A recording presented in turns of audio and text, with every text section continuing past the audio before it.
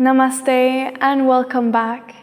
Yesterday we talked about our number one excuse, I don't have enough time.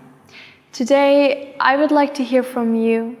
Have you created that list of time-wasting activities and how you can reduce them? If yes, I'd love for you to post that in our Facebook community. I'm sure it will be inspiring for others to also make that assessment in their day-to-day lives.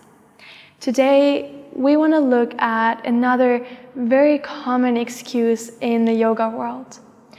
I'm not flexible enough. I'm not strong enough. I'm not this enough. Basically, we have convinced ourselves that we need to be super flexible and super strong in order to practice yoga. And we are afraid that the limitations of our bodies will hold us back. The good news, yoga is for everyone. Seriously, everyone and every body can practice yoga. First of all, yoga was never meant to be a solely physical practice. It was primarily the practice of meditation, of stilling the fluctuations of the mind. You don't have to be strong or flexible in order to meditate.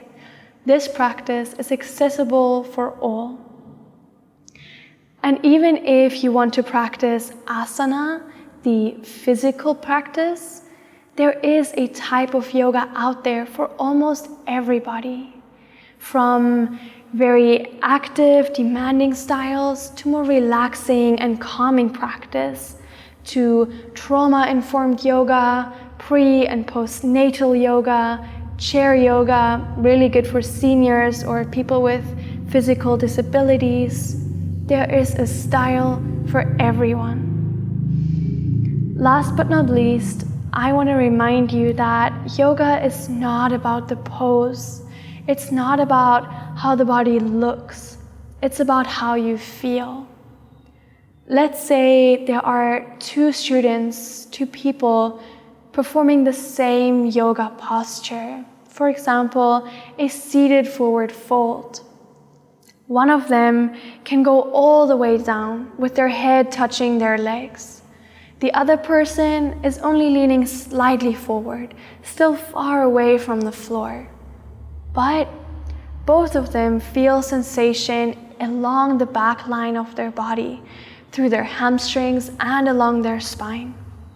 So they're performing the same asana, they're getting the same effects, same benefits, even though it looks completely different.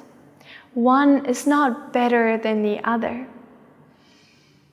And of course, if you practice yoga asana frequently, your body is going to change and become stronger and more flexible. If we move and we stretch every day, that is going to have an effect, of course. But that is not the purpose, and it's not a must.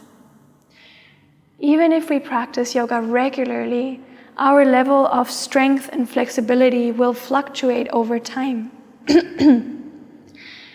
Maybe if we had an injury, we stopped practicing for a while, or we simply exercised the previous day and our muscles are feeling a bit sore, we might be less flexible, and that is okay.